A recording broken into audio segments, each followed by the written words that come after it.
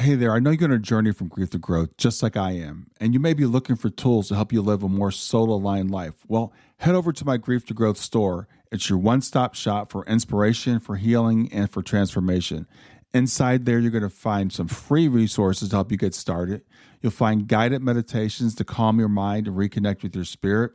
You'll find signed copies of my book, Gems of Healing. You'll find my brand new Oracle deck to help you tap into daily divine guidance. And there's some powerful mini courses designed to fit in your busy life and move you forward one gentle step at a time. So whether you're deep in grief, seeking spiritual growth, or just ready for a reset, there's something waiting for you right now. Just go to grieftogrowth.com/store, grief2growth.com/store, and start exploring. Close your eyes and imagine. What if the things in life that cause us the greatest pain, the things that bring us grief, are challenges? Challenges designed to help us grow, to ultimately become what we were always meant to be. We feel like we've been buried, but what if, like a seed, we've been planted? And having been planted, we grow to become a mighty tree. Now, open your eyes. Open your eyes to this way of viewing life. Come with me as we explore your true, infinite, eternal nature. This is Grief to Growth, and I am your host, Brian Smith. Hi there, I'm Brian Smith, and welcome to Grief to Growth. And whether you're joining us for the first time or you've been walking this journey with for a while, I'm glad you're here. This show is a space for navigating the most difficult parts of life and trying to answer the big questions. Who are we? Why are we here? Where did we come from? And where are we going? And if you're seeking healing, understanding, or a deeper connection to yourself and our others, you're in the right place. Today's guest is Cedric Bertelli. He's the founder of the Emotional Health Institute and co-developer of Emotional Resonance, otherwise known as EmRes. It's a somatic approach to resolving emotional wounds at their root.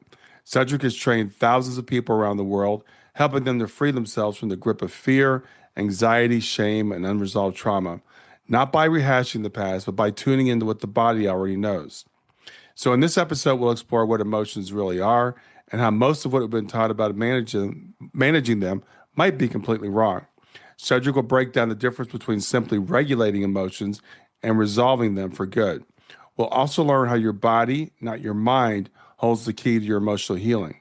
So have you ever heard of interoception? Cedric says it's a missing piece in healing emotional pain, and it's likely happening inside you right now without you even knowing it. We'll also talk about how the brain predicts our emotions and how we can use that knowledge to free ourselves from long-standing patterns like fear of rejection, chronic anger, or paralyzing anxiety. And of course, we're going to connect all of this to grief and how we can use emotional resonance, or EmRes, to move through grief with more grace, with more presence, and true healing. I promise you this will be an episode that could change how you think about emotions forever.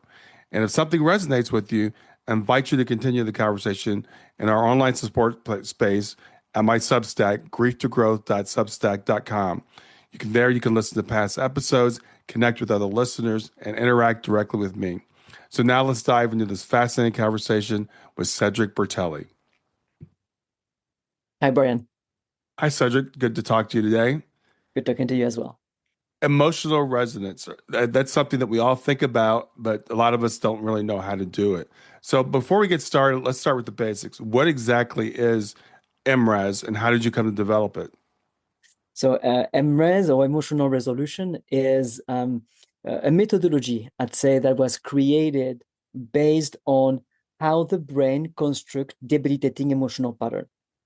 So from understanding how the brain constructs emotional difficulties, recurrent emotional difficulties, we found a way to help the brain deconstruct those emotions that are not congruent with our current reality. Because when we hear emotional resolution, sometimes say, well, I don't want to resolve my emotions. My emotions are here for a reason, and they're right.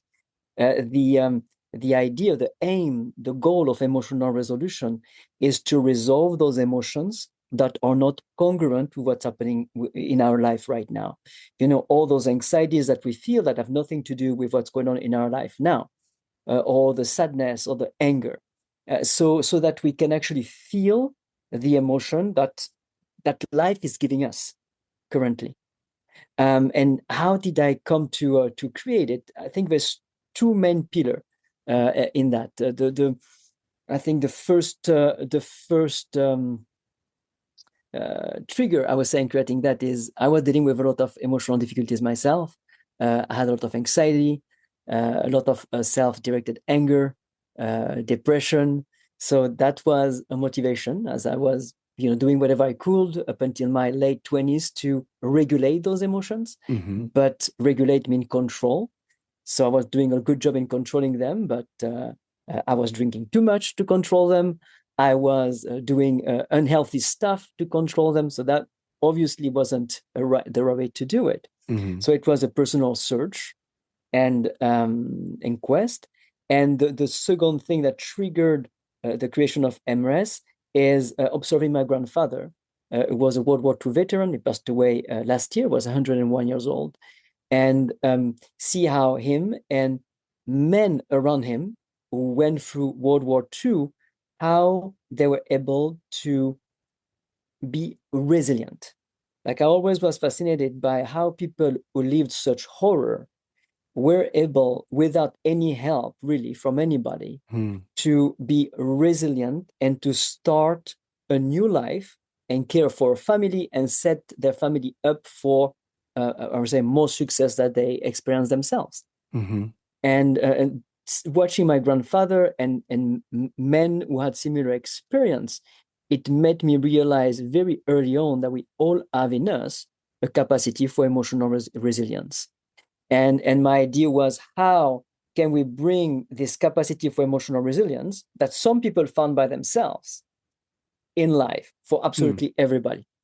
And then it was a lot of work. Of course, I work with several people. Dr. Jacques Fumex in France, a man called Didier Godot in a French island next to Madagascar, who is a physical therapist. So it's a mix of, EmRes was created from a mix of personal wanting to discover, reading some specific philosophers such as Spinoza, Bergson, etc., and the work of Lisa Feldman Barrett, who is a neurobiologist, a neuroscientist from Boston, and putting all this together and doing thousands and thousands of sessions on people to understand better how this capacity work and how to start this capacity in everybody to resolve debilitating emotional pattern in their life. Okay. So emotional resolution is really basically dealing with the emotions that are congruent with our current circumstances, if I understand you correctly. Yeah, And we talked that about are not congruent. Okay, yeah. So dealing with the ones that are not congruent, right? So we can resolve those. All Correct. right. So then emotional regulation is the term that we all know. And how is that different? Emotional regulation is what we teach our children very early on at school or us as parents to deal with their emotion. Like, for example, you feel nervous, count until 10 and take 4 breaths. You're afraid of this kid. Well, tell yourself that this kid is exactly the same as you, or this teacher is exactly the same as you. Emotional regulation is very important because it allows us in a way to survive, right, in the world without being overwhelmed by our emotions. But emotional regulation is a way to cope with our emotion. Okay. Is a way to control our emotions. There are strategies, again, necessary, but emotional regulation most of the time prevent emotional resolution. Very early on, we teach our kids to regulate their emotions. We give them techniques. I mean, I have a 4 years old, and she's already using a lot of techniques that she learned in preschool when she feels nervous or shy, and then she comes home and I tell her to do basically the reverse, because what we discovered, I can tell you, maybe it will help, how the brain constructs emotion, and why emotional regulation prevent emotional resolution. Here, I think it's the best to demystify what an emotion is. There's 2 things we need to understand when it comes to debilitating emotional patterns. Number 1 is, as you said earlier in the introduction, the brain constantly predicts. This is what keeps us ahead of the time, ahead of the game. For example, you see that on everyday experiences, such as you having a Granny Smith apple, maybe when you're 5 years old, and you bite it, and you have a sensorial experience, right? The crunchiness, the acidity, the juiciness. Okay, that's the first time we have this kind of apple.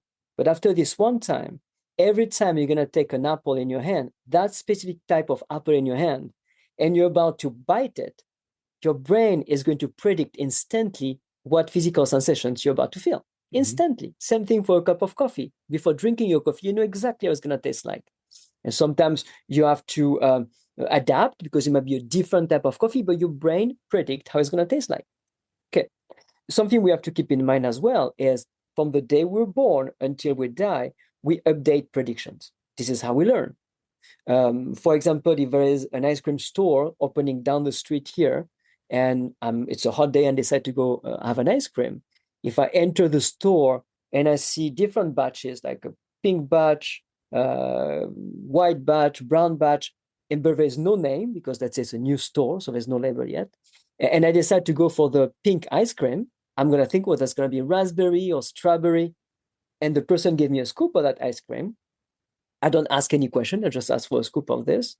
If I go out and have one little bite of this ice cream and wow, when I take it in my mouth, it tastes like smoked salmon, I'm going to be surprised. It's not going to be a trauma. I'm going to be surprised. And this experience is going to update my prediction. This one bite in 1 second is going to change my prediction forever. That means that now I know that in this specific store, the pink batch is smoked salmon. Now I know that in this store, I better ask what flavors are there because it's going to be different.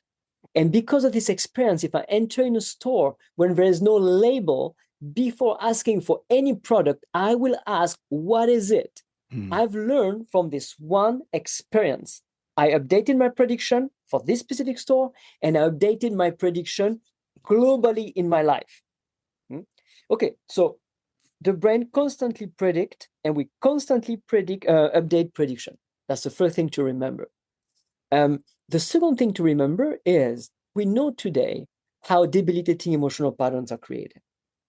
At the origin of every single one of those patterns, anxiety, anger, all this stuff that come back, at the origin is always the same type of event. It's an instant of trauma.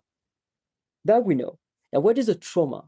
A trauma is an instant that holds too much stress, physically or emotionally, for us to take on at the instant when we live it.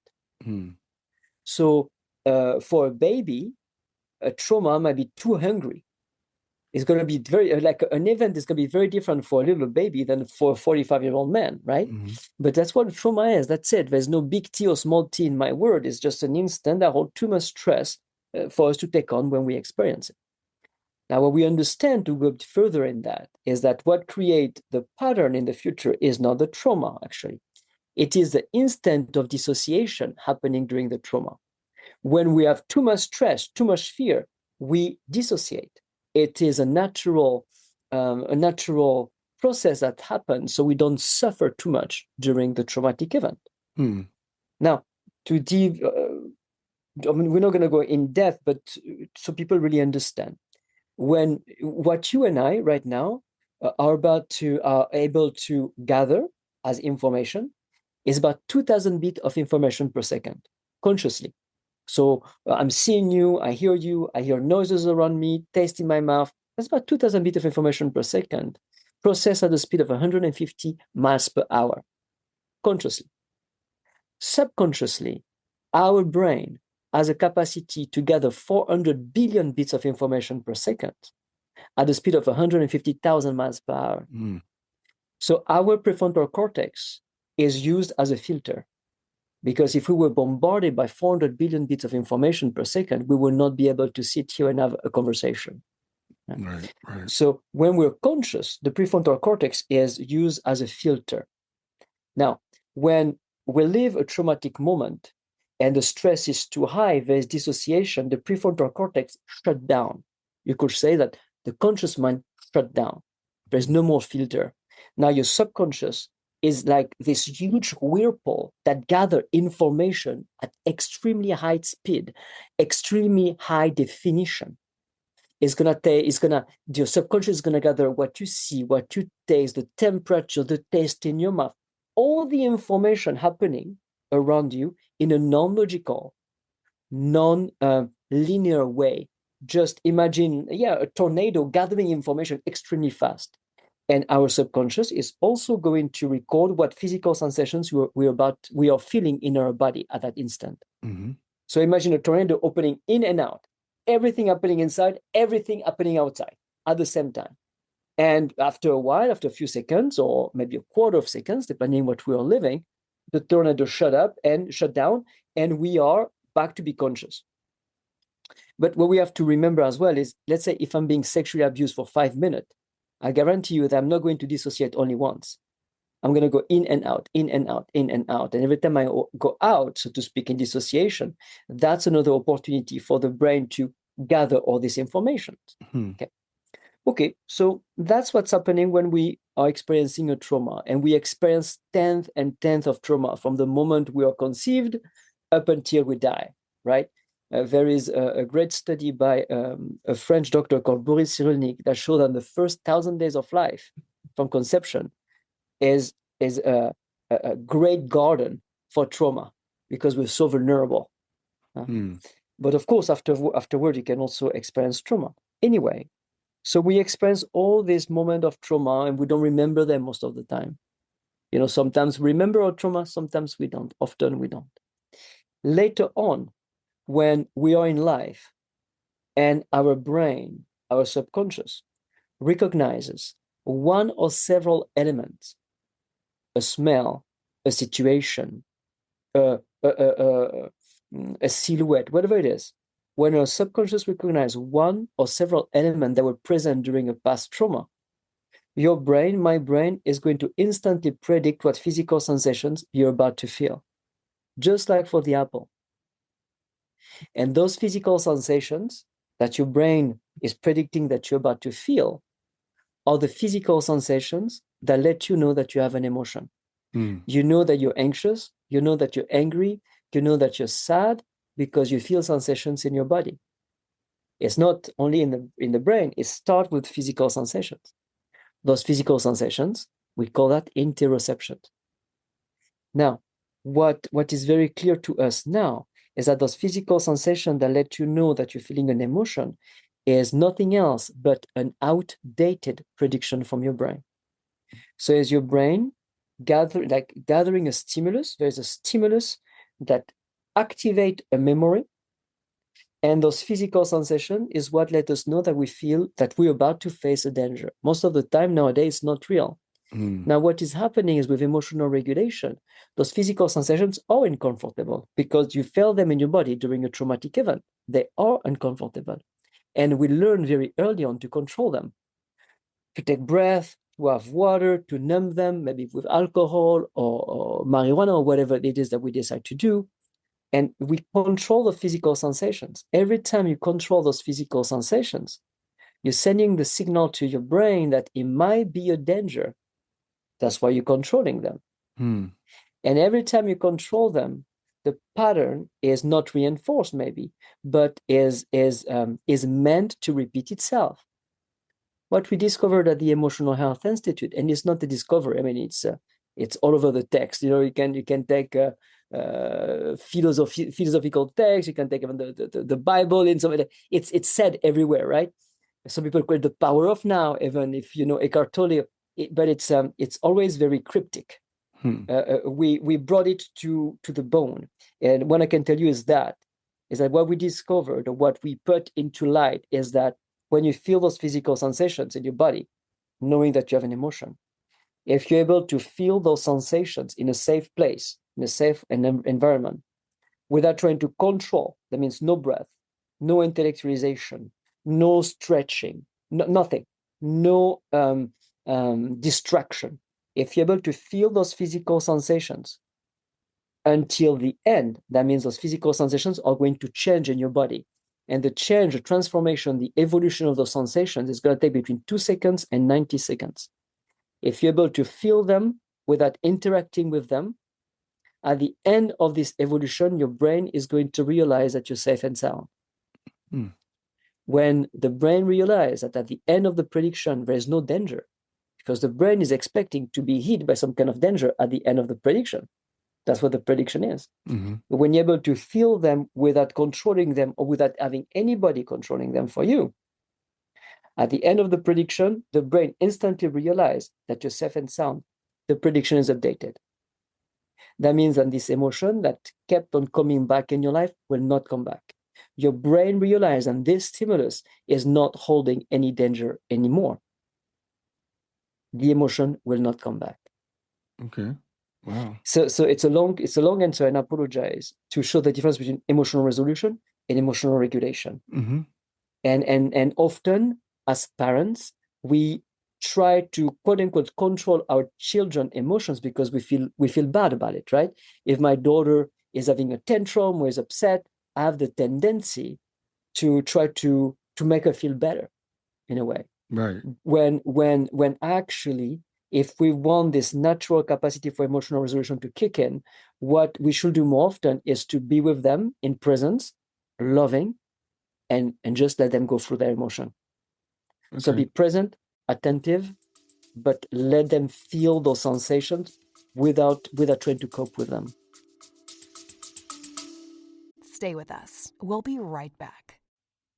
I'm excited to announce I have a great new resource. It's called GEMS, 4 Steps to Move from Grief to Joy.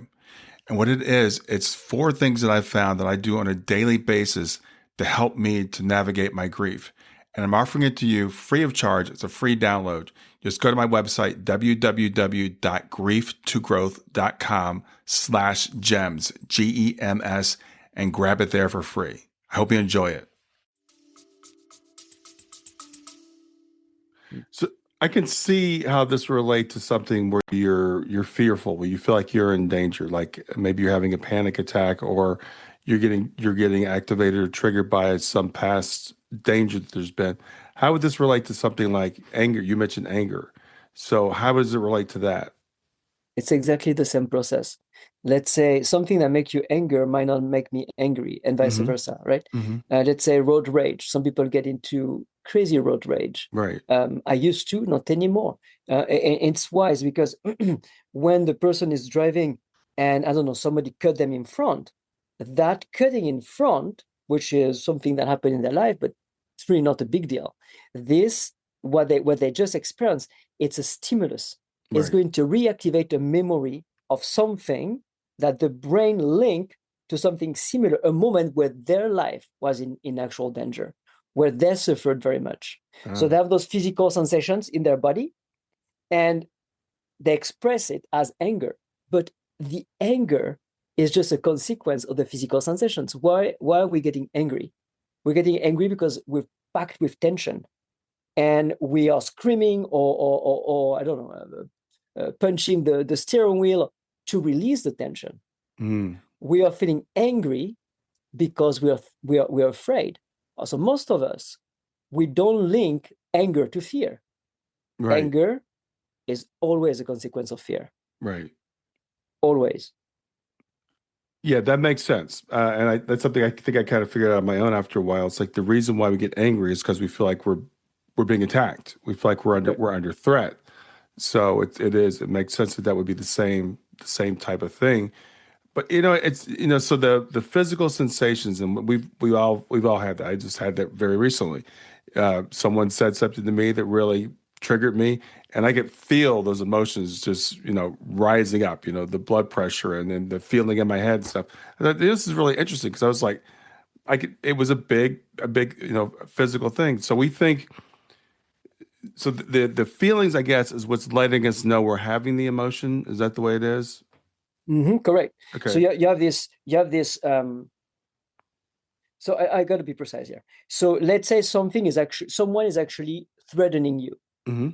If somebody is actually threatening you, chances are you're not going to feel anger, right? If somebody is threatening you and there is no past trauma related to that instant, you're going to be in a state of high arousal. Right.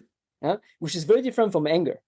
Mm-hmm. If there is an actual danger and you're angry, you lose your capacity to defend yourself in a way because you're overwhelmed. It's like in martial arts, right? If you go into a fight and you're angry, chances are you're not going to perform as well as if you are centered. You're losing a lot of your capacity because there is tension, because you're not open to what is actually happening. You're like almost like a horse with, what they put around the eyes. I don't know the word in English, ornière in French. Blinders. Blinders. That's right. It cuts you. So if something is not right, somebody is threatening you or say something that is not right, you're going to have a physical information, right? It's a gut feeling. It's like, well, that's not right. But if there is no trauma that come in resonance with that, you will be able to argue, to have a point and argue and defend yourself without tension. But if you have information and the tension stay, and you feel like you're reacting out of this tension, chances are it's because there's something in you that is being triggered because you experience a past trauma in your life. Okay. This we can resolve. Okay. This we can resolve. So an emotion is purely physical. An emotion is purely sensorial. And then we react, we react out of those sensations. But what we see in the world, when we see people having an emotion, when we see a person having an emotion, it's already a reaction to what they feel in their body. Interesting. Yeah. And an emotion lasts between 2 and 90 seconds, never more. So if you feel in a funk for several hours or even days sometimes, it is because either way you keep on thinking about the same things and you keep on retriggering the emotion. Yeah. Or what happened often is there's an emotion that trigger, let's say, anger. And then right after your brain is triggering maybe resentment and then shame and then guilt. And so your brain is building emotion upon emotion based on your history, your beliefs, etc., etc. But the brain is extremely quick. Remember, 150,000 miles per hour. So within 2 minutes, something that you call anxiety in your brain actually might be 5, 10 emotions triggered one after another. And we just label it anxiety because that's what we've learned, right? As a conceptualization. Yeah, that makes a lot of sense. And as we were talking about this, I used to have terrible panic attacks, and I did a lot of stuff to try to regulate them and stuff. And what I finally realized, and this was decades ago, was fighting the feeling just made it worse. It seemed like, and I finally just learned to relax into it and say, okay, I've lived through this before. I've had the same thing, and I've never died. So, because that's what it feels like when you're having a panic attack. You feel like you're dying. A heart attack almost, yeah. And I've never died. So that was the only way I could get through it. But as long as I kept fighting it, it just kept coming back. It is the same thing for everything. So basically what you did on you is EmRes, right? It's not accepted. It's what you did at the end of the day. It is accepting the sensations. So if you were doing it with a practitioner, like with me, I would have just helped you to be in your body as it's happening. And the panic attack is only increasing when you let it overwhelm you or you try to fight it, as you said, and you're afraid of it. So you're having a reaction and then there's extra fears, like I'm going to die, what's happening? The body is in panic. If you stay just with the sensations and feel what's happening, in a way, you're becoming the master of your inner world. You're with it. And the brain realizes that at the end, everything is happening. Nothing is happening. And it will go away. Yeah. Easier said than done, though. Yeah. Well, to be really frank with you, I don't have panic attacks much anymore, but I hate traveling. And I just told you I just got back from Europe. So I'm Venice last week. I was in Venice and I started having these feelings, and it starts with the feeling, right? You start to I feel like my heart's racing a little bit, and then your brain starts to tell you this is going to be bad. This is going to be bad. And I've learned over the decades that I've done this, it didn't spin out the way that it used to, but it's from all experience that I've had that I was able to try to regulate it. So I can relate to what you're saying. Yep. So next time that happened to you, as soon as you notice that, wow, something is feeling bad, or I feel like you recognize the symptoms of the panic, or what you do. I'm going to tell you very pragmatically how to do it, if it's okay with you. Yeah, please. What you do is you sit down, try to be in a place where you're by yourself and where you feel safe. It's most important. You sit down and you close your eyes. So closing the eyes is important, not because it cuts you from the outside, but closing the eyes is going to show you if your body feels safe or not. Mm. At the Emotional Health Institute, we work with a great veterinarian. Her name is Dr. Naila Sherino, and she does EmRes with horses and cows. Oh, wow. And what we know now is that, do you know what the first sign of fear is in a mammal? No, I don't. We stop blinking. Okay, yeah. That's the first sign of, like, a cow, a horse, a dog, a human. The first sign of fear is we stop blinking, we stare. And it's important to close your eyes before you do EmRes, because if you cannot close your eyes and feel comfortable with your eyes closed, it shows you that your body doesn't feel safe, which is very Right. different from, is your body feeling safe and do you know that you're safe? Right. You might think that you're safe. For example, if I'm afraid of spiders, right? I'm afraid of spider, and there's a spider 2 meters away there on the wall. I know that I'm safe, but I guarantee you that if I close my eyes, all I'm going to want to do is looking at the spider, just in case. So it's important. You feel something, as you're feeling in a funk, there's something happening. Close your eyes, sit down, close your eyes. Can you close your eyes and be okay with that? Yes, perfect. Then you continue. The next step is going to be to pay attention to 2 sensations in your body at once. 2 physical sensations. So you notice, you mentioned the heart. Maybe it's difficult to breathe. Maybe you have pit in your stomach. Maybe your legs feel weak. Maybe you have a knot in your throat. You've got to pay attention to 2 physical sensations at once. If you only pay attention to one sensation, you're going to have room to think still. Oh. And the thought is going to add fear, right? You'll say, wow, something is coming up. I know what's coming up. No. You got to overwhelm your thought with physical sensations. So feeling 2 sensations at once, maybe your heart and your throat, whatever is happening for you. Put your attention on them, intense attention. That means that you put your attention on what's going on in the body and nothing else. And after a while, not a while, like a few seconds or 1 second, those sensations are going to start changing in the body. Now, the key is for you to do nothing other than to feel them change. You've got to keep your attention sharp in feeling what's happening in the body as the sensations change, without trying to control them, without trying to understand them, without trying to hold on to them. Feel. You're going to feel those sensations for a strain of 2 seconds to 90 seconds, never more. At the end of the sensations changing, moving, evolving, you're going to feel calm. At that instant, open your eyes. And that's it.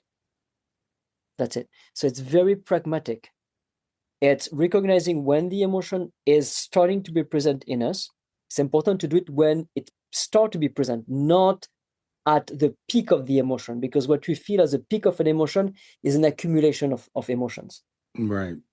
It's important to start the process when you start feeling that something is happening in you. Not trying to understand why, just accept it. There's something that doesn't feel right, boom, close your eyes and get into your body. Feel the sensations and be attentive to the sensations, and only the sensations as they change in your body, without controlling them, interacting with them, or having somebody doing it for you. It's very pragmatic. Yeah, very. And it makes a lot of sense. And as I said, it took me a long time to get to something similar to that when I was going through this, 30 plus years ago. Because I tried all these different techniques, and then I finally read a book. It was called From Panic to Power. And to me, it was not anything nearly as sophisticated as what you're talking about. But I just learned I have to lean into it, instead of fighting it, lean into it and actually, just kind of ride it out and feel it, as opposed to trying to fight it. That's exactly what it is, right? The thing is, it's always, people have been using words such as lean into it, be in the moment. But what does that mean? Right. Like, what does that mean to lean into it? Like, if I'm angry and I lean into my anger, I might scream and try to beat a pillow. Right. But that's nothing. That's just riding the wave of the emotion. It's like a panic attack is the wave of the emotion. And as human beings, we ride the wave all the way to the shore and we crash on the shore every time. The idea here is, like, the wave is just a signal. Get in the current, get into the depth of the ocean. That's where the current starts. This is where the wave starts, just like in the ocean.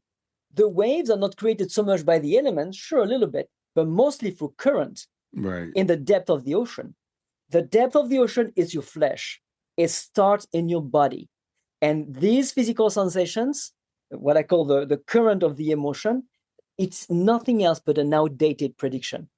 You've got to feel the prediction until the end without trying to serve the emotional wave. And that's difficult for humans because we are highly emotional being in a way. We love the quote unquote the drama of the emotion, right? Mm-hmm. We love the emotion, even anger. Like there's something a lot of people say, oh, I use anger to. No, you don't use anger for anything good, actually, because after anger, either way, you're gonna hurt somebody, you're gonna hurt yourself. Or after being angry, you're gonna notice that you're absolutely exhausted.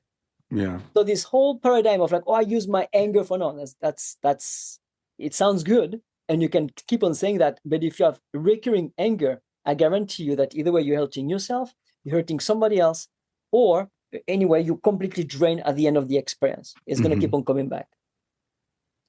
So we talked about some emotions like anger. We talked about, panic or fear. What about emotions that seem to be more deeply embedded, like grief or shame or something like that? Great question. So for me, there is emotions on 3 layers. There are the conscious emotions, and these are the emotions we just talked about, right? They are quote unquote in our face: the anger, the anxiety, the fear. We recognize them and we accept them. So we try to regulate them most of the time. Right. So we try to, I don't know, we read books, again, we use booze, that we try to do something about it or not, Then there are the unconscious emotions, which are the ones that we know that they're there, but we don't want to look at them.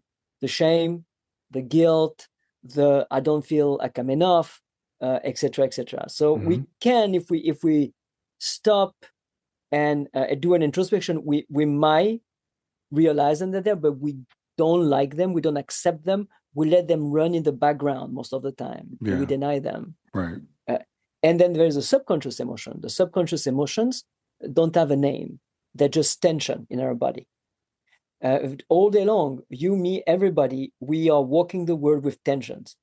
And those tensions, they are an emotion. They don't have a label because they're not strong enough to be conceptualized. Wow. But let's say you and me, we meet for the first time. And when I meet you, I start feeling tense. And I'm going to make up a story for that, right? I'm going to say, well, I met Brian, and there's something about that guy I don't get, right? And I'm going to make up a story. All it is maybe is because you have a specific smell that I don't even consciously recognize, but the smell of a kid who used to beat me up 30 years ago. Or maybe your head shape is the same shape as a teacher that I used to have, and that used to scream at me or whatever. It has nothing to do with you. But I'm going to come in your presence, and my brain is going to recognize something about you, link it to a past trauma. I'm going to have tension, and I'm going to take this tension as there's something about Brian that I don't like. Yeah. And I'm going to make up a story. I'm going to believe this story, and that's going to create already a dynamic in a relationship. We could have been close friends if I didn't have this reaction. But because I have this reaction, chances are we're not going to seek your friendship, right? We're not going to try that.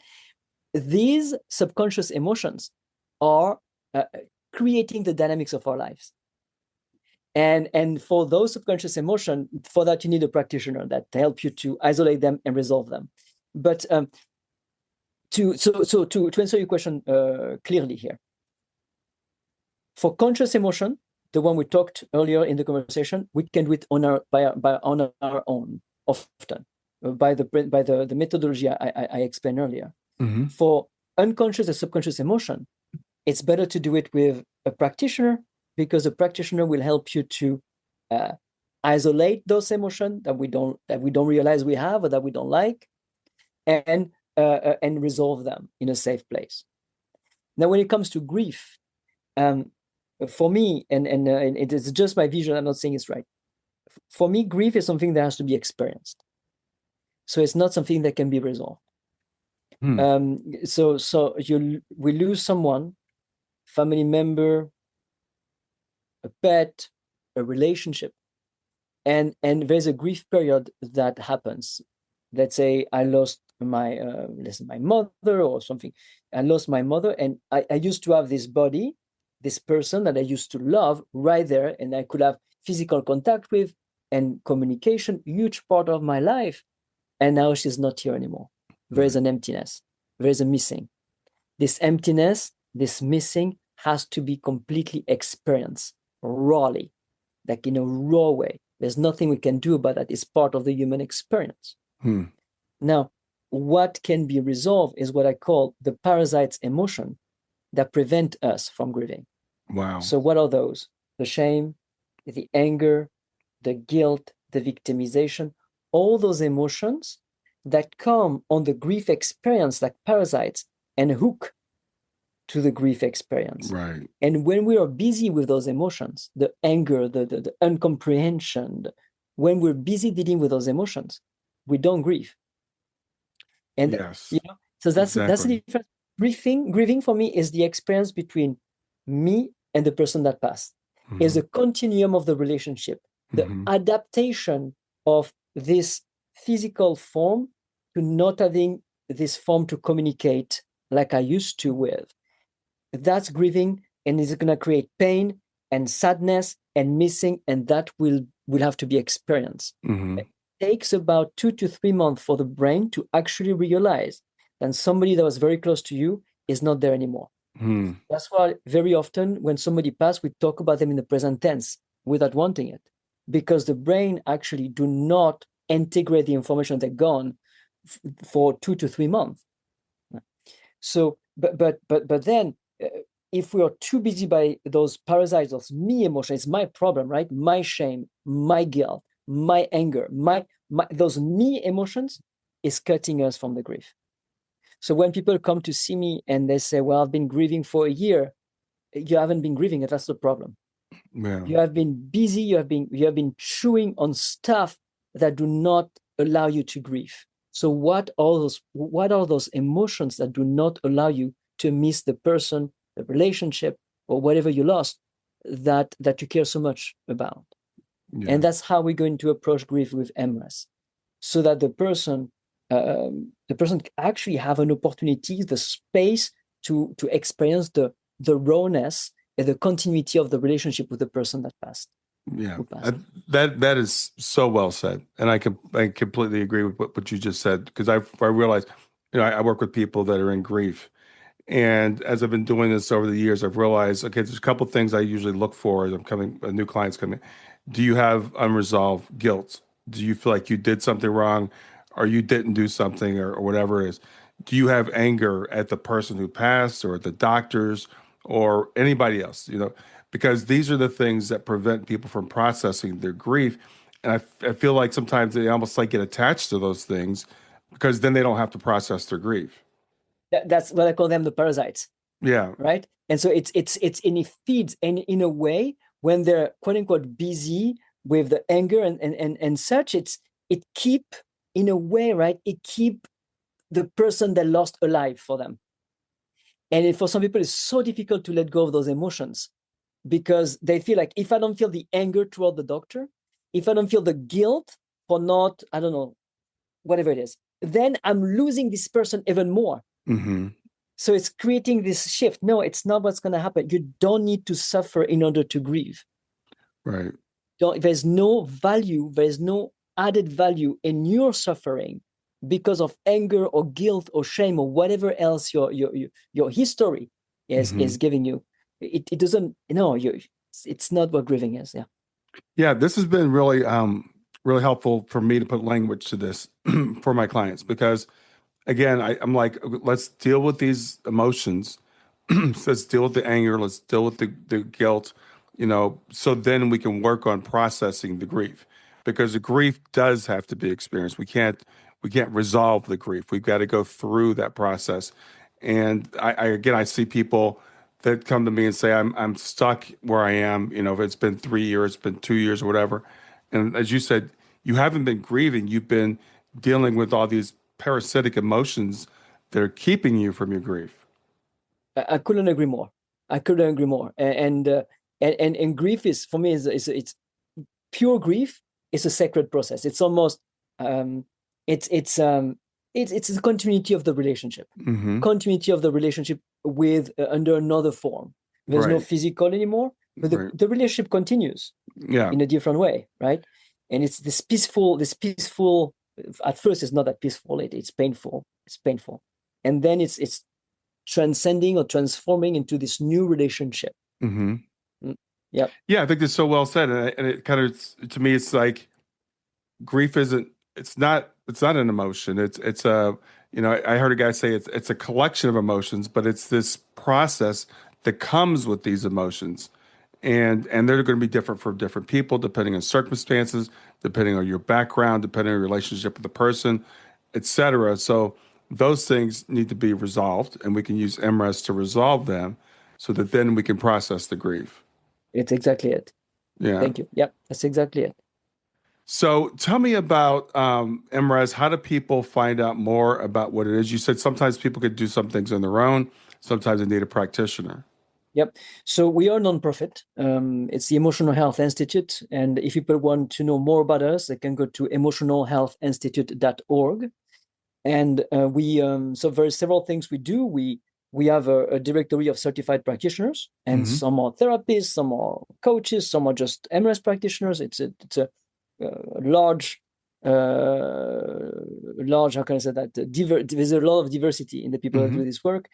And so if you feel like you need somebody to support you to resolve some emotions, or if you know that you have a pattern in your life that keeps on coming back and you cannot really pinpoint what emotion creates it, find an EmRes practitioner and they will help you to change the pattern. But we Mm-hmm. also give classes for free, or for, I think some of the practitioners charge like $8 for them, where we teach you in depth how the brain constructs emotion. So we vulgarize what an emotion is.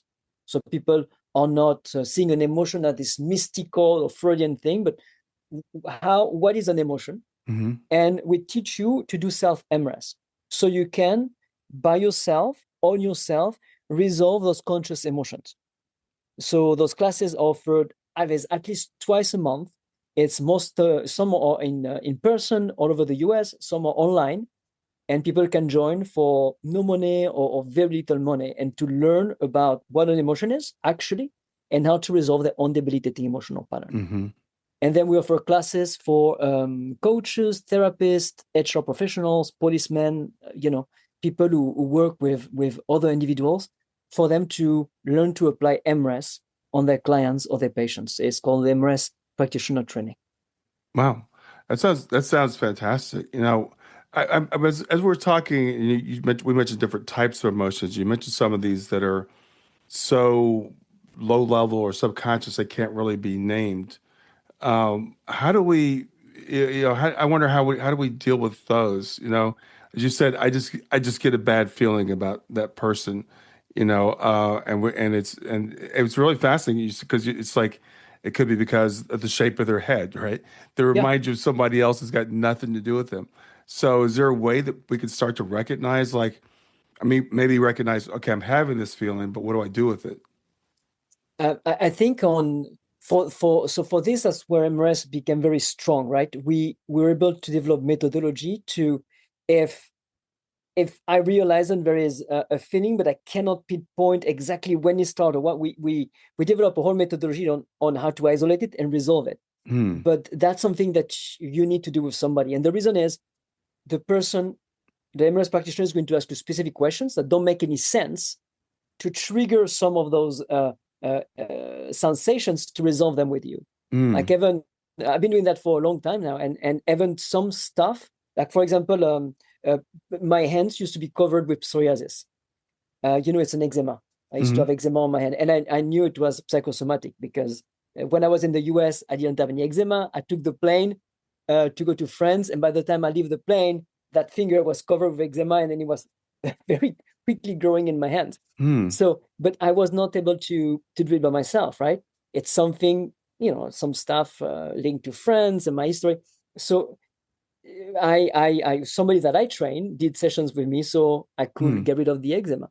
What I mean is there's some things that are difficult to deal on our own because they're buried, and because we need to let go of control in order to find them. Hmm. And when we go in ourselves, often there is there is an element of control. It's difficult to let go of control when you go into yourself or to ask yourself the right questions.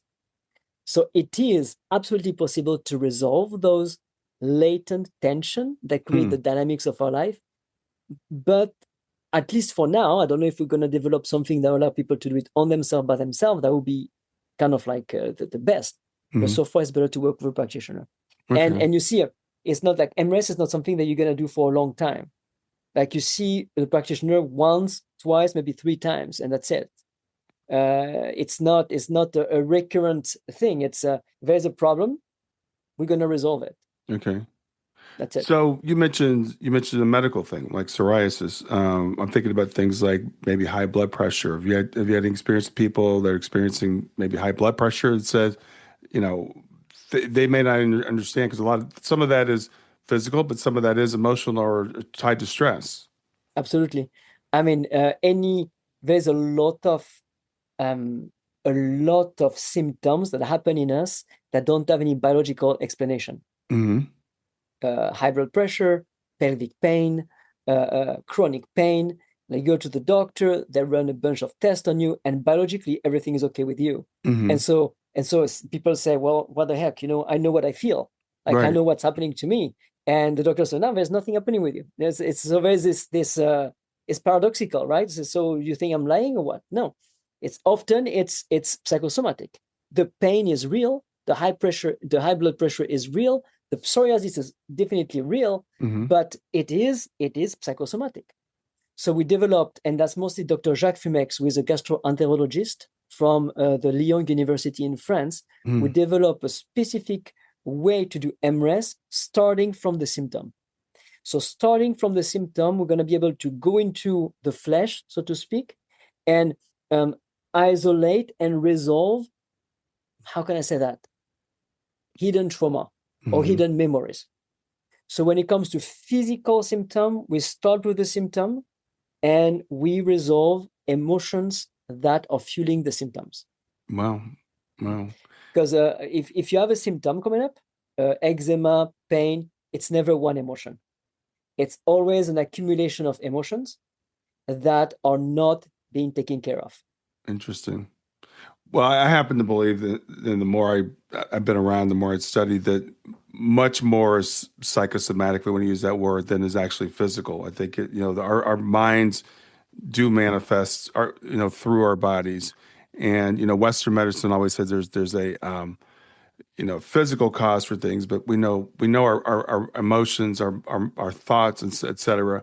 We see with the placebo effect. You can give someone a pill, and if they think it's going to solve their problem, a lot of times it does. That's why pharmacy companies have to run placebos, because they have to show their pill actually does something physical. Yeah, absolutely. Yeah, it's complex, right? It's even walking in your house, you have a picture that you think bring joy, and maybe this picture, which is, I don't know, you and your father, consciously you think is bringing you joy, but your brain see this picture and link it to something maybe terrible that happened on that day. And that create tension. You don't realize it, but this tension is present in you every single day of your life through this one picture. Yeah. And you can't realize it. We do something called clearing the house with EmRes, which is like, I'm asking my client to like stand in front of every single picture of your house, or even a old chair that you got from your grandma, and feel like, what are the sensations in your body? Is it relax? Does it feel good? Is it joy? Or is there tension? You'd be surprised how much people feel tension in front of pictures or furniture that come from the family, and they sit on every single day, how much tension they generate in the body. Yeah. And this is an accumulation of tension every single day that's going to deplete your physical budget. Yeah. Emotions don't make any sense. Yeah, it's really interesting. Our brains are fascinating. They've evolved to keep us alive. They're always looking out for fear. They're always saying, "Watch out for this or watch out for that." But what I've realized is they haven't really evolved to make us happy. They could make us pretty miserable, because they're always looking out, like, look out for that, look out for that. That guy looks a little bit like the guy that beat you up when you were in second grade, so stay away from him. Yeah, absolutely. It's what we said at the beginning, right? we don't even enjoy. Let's say I play with my kid, right? She's 4 years old, and all I should feel with is joy and enjoying playing with her. But I might be thinking about what happened at the office yesterday, right? And this anxiety is wasting the time that I have with my daughter. Mm-hmm. This is not natural. Yeah. My brain is always in the radar mode. Well, you have to be careful, that happened. Yes, but that's not, it doesn't help in any way. So yeah, you're right. Our brain is wired to detect any danger, and this constant detection is cutting us from joy. Yeah, exactly. Well, Cedric, this has been fascinating. Thank you so much for being here today. Remind people again of how they can find out more about the Emotional Health Institute and EmRes, and if they can reach out to you. Sure. But thank you for having me, first of all, Brian. And they can go to emotionalhealthinstitute.org or EmRes, EmRes.com, goes to the same place. And if they want to find me personally, they can type Cedric Bertelli and my first name and last name, and they will find my website if they have any questions or anything like that. Or yeah. All right. Well, thank you. Thank you so much for doing this. Have a great rest of your day. You as well. Be well. Bye. Bye-bye. Have you ever wished for gentle guidance or a comforting word exactly when you need it most? Well, I've created my Love Lives On Oracle deck just for that purpose. Now, this isn't a deck that's about predictions. It's about connection. Every card has been thoughtfully designed to guide you through life's toughest moments, to illuminate your path and help to remind you that you're never alone, that your loved ones are always there right beside you. So whether you're seeking clarity, comfort, or a loving message from beyond, each card is here to speak directly to your soul. And along with the deck comes a downloadable PDF guide that you can use that will give you an affirmation for the day, something to reflect on, and even an activity to do to keep you connected to your loved one. So check out the Love Lives On Oracle deck today. You can get it at stan.store/grief to growth. Stan.store, STAN.store/grief, numeral 2, growth.